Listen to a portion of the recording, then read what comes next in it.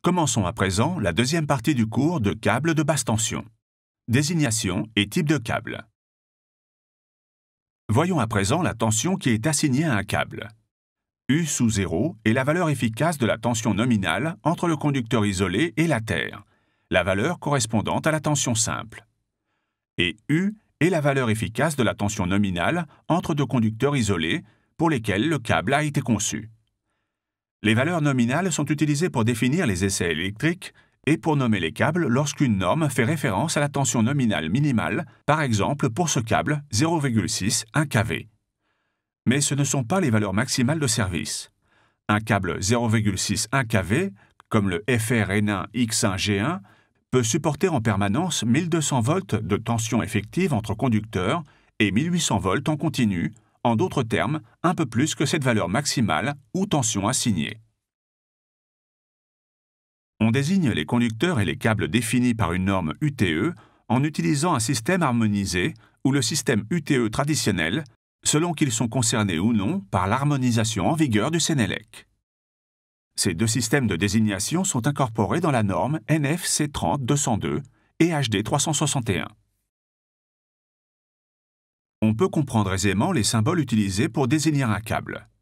Les conducteurs isolés les plus courants en France sont les H07VU.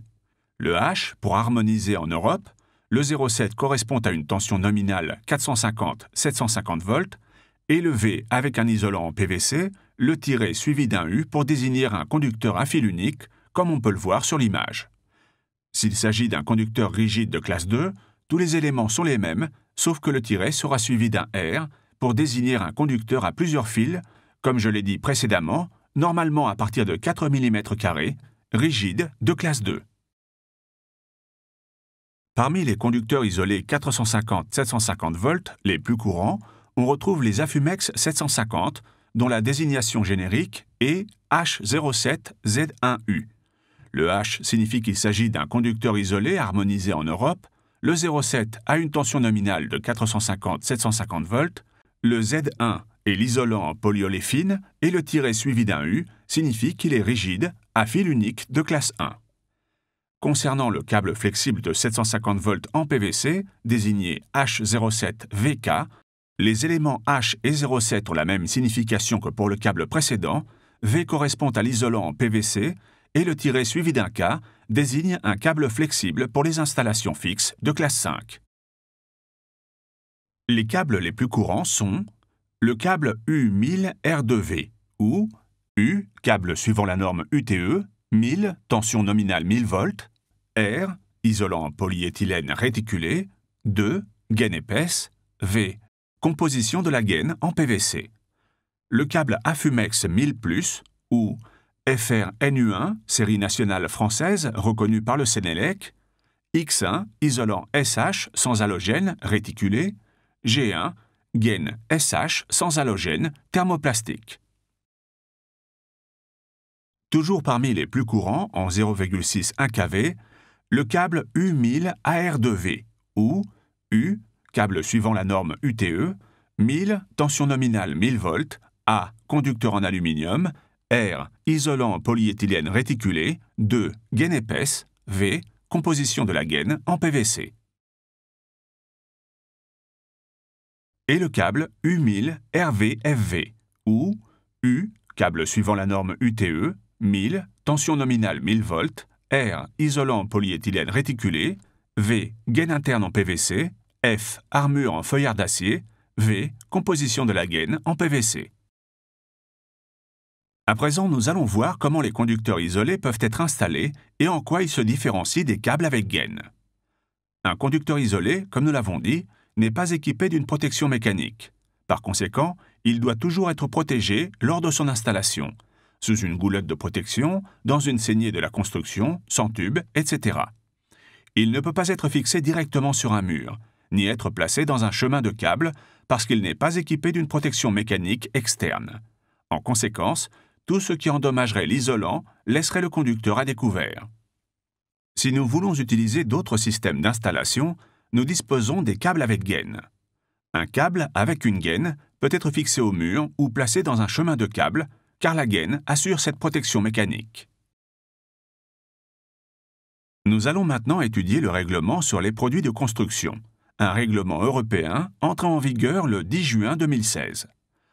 Après une période de transition, et depuis le 1er juillet 2017, tous les fabricants doivent fabriquer uniquement des câbles conformes au dit règlement, qui couvrent tous les câbles destinés à des installations fixes, qu'il s'agisse de câbles d'énergie de basse, moyenne ou haute tension, de câbles de commande, de communication ou de fibre optique. Et ce, si le câble se trouve dans un bâtiment ou dans une infrastructure, autrement dit dans un réseau de distribution, une ligne ferroviaire ou une autoroute. Le règlement sur les produits de construction prévoit une harmonisation des critères de classification de la réaction au feu et donc une harmonisation des essais à l'échelle de l'Union européenne. Il existe une seule classification avec différents essais. Chaque pays de l'Union européenne doit établir des préférences pour ses installations, mais toujours dans le cadre de ce système. Les essais passés avec succès par le câble définissent sa classe de réaction au feu, à l'exception de la classe FCA, qui correspond à un câble sans comportement déclaré, autrement dit, un câble non soumis à un essai au feu, mais qui relève également de ce classement du règlement de produits de construction. Les câbles doivent être testés par un laboratoire externe, toujours indépendant du fabricant. Les nouveaux câbles Afumex de la classe CCA, S1, D1, A1, doivent non seulement être soumis à un essai de type réalisé par un organisme notifié au sein de l'Union européenne, mais encore à un contrôle permanent au cours de leur fabrication, également par le dit organisme. En définitive, le RPC implique davantage de documentation, un nouveau label CE, une nouvelle déclaration de performance, de nouveaux critères de réaction au feu un peu plus exigeants, ainsi qu'un contrôle de qualité externe réalisé par un organisme indépendant du fabricant. Voilà ce qu'implique chacune des classes de réaction au feu. Nous allons à présent nous concentrer sur les deux classes principales qui sont appliquées en France. La classe CCA, comme nous le voyons, vise la conformité à l'essai de non-propagation de la flamme, de non-propagation de l'incendie et la faible production de chaleur. La classe ECA est celle qui s'applique aux câbles en PVC et qui correspond uniquement à la non-propagation de la flamme. Quant à la classe FCA, comme nous l'avons dit, sans comportement déclaré, elle ne réalise aucun essai. En résumé, quelles sont les classes les plus applicables? Il faudra se souvenir principalement de la classe ECA, qui s'applique aux câbles non Afumex, aux câbles de type PVC ou en caoutchouc, et de la classe CCA, S1, D1, A1, pour les câbles Afumex qui doivent répondre à toutes les nouvelles exigences en matière de réaction au feu. La conception traditionnelle n'est pas valable. Actuellement, un câble doit passer avec succès les nouveaux essais, ainsi que ceux qu'il passait auparavant et qui sont plus stricts. Et qu'est-ce que cela implique? Pour les câbles de type Afumex à gaine, qui sont verts, une augmentation du diamètre extérieur.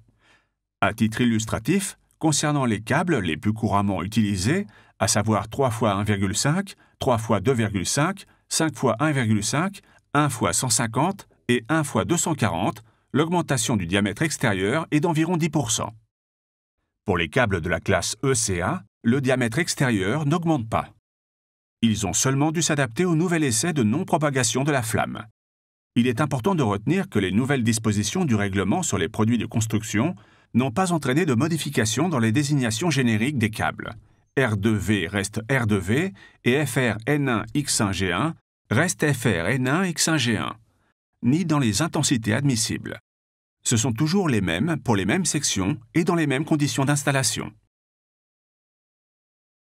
À quels essais sont soumis les câbles de la classe CCA, S1, D1, A1 d'Afumex? Passons-les en revue. Voici la liste de tous les essais. Comme on peut le voir, il s'agit de passer avec succès les essais d'inifugation, de la qualité de la fumée. Les fumées doivent avoir une bonne transparence. Mais actuellement, on mesure aussi la quantité de fumée, la génération de chaleur, le dégagement de gouttes ou de particules et l'acidité des gaz pour essayer d'obtenir le plus faible indice de toxicité possible et en même temps une faible corrosivité afin de protéger non seulement les personnes, mais aussi les biens. Tous ces essais correspondent à la classe du câble Afumex CCA S1 D1 A1. Toute la famille des câbles Afumex répond aux exigences de ces essais.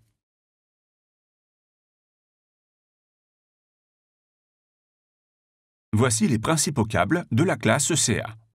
U1000 R2V, U1000 AR2V, H07VK, H07VU, H07VR, U1000 AR-VFV.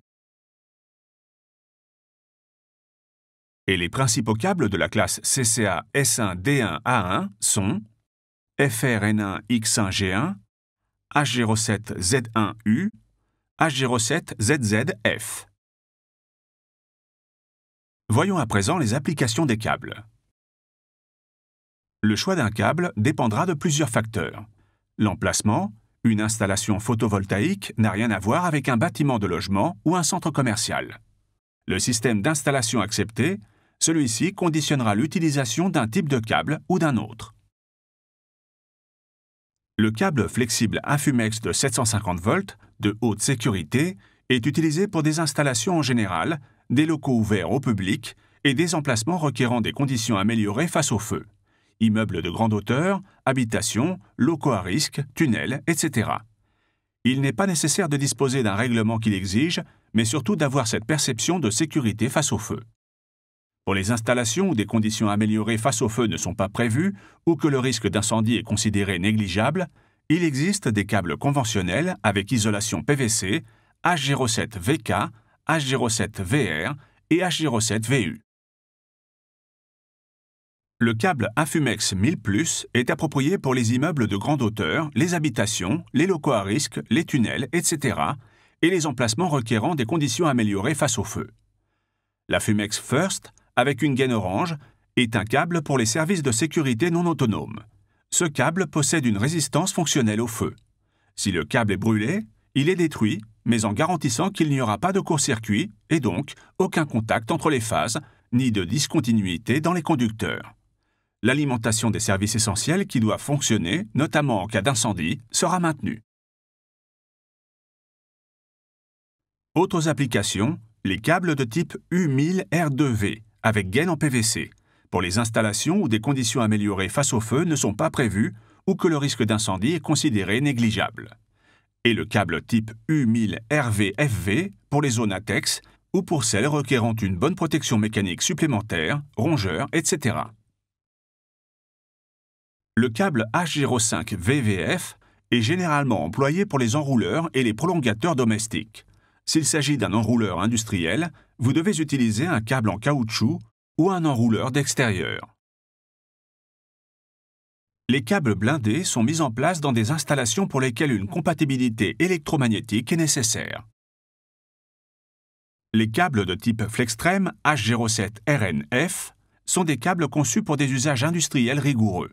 Équipements industriels, prolongateurs industriels et ou d'extérieur. Le câble H07ZZF est employé pour les services mobiles dans des emplacements publics ou quand le risque d'incendie est important. Les services mobiles regroupent tout ce qui est considéré comme un câble qui se déplace, mais aussi les câbles dans des installations provisoires. On entend également par service mobile un câble qui est installé et qui, après l'activité prévue, doit être collecté et stocké. Le câble pour les réseaux aériens tirés sur des supports ou posés sur façade est un câble torsadé spécialement indiqué pour supporter les conditions d'intempéries. Dans de nombreux cas, il inclut également un neutre porteur d'Almelec auquel ce câble peut être accroché dans le cas d'une torsade de réseau tendu sur des supports. Un autre type de câble est utilisé pour les installations photovoltaïques, le Tecsun PV1F. Les installations photovoltaïques sont de plus en plus nombreuses et il existe d'autres références également adaptées à ce type d'installation, d'une durée de vie de 30 ans. Nous avons terminé cet examen des câbles à basse tension, qui, nous l'espérons, vous sera utile. Merci beaucoup de votre attention.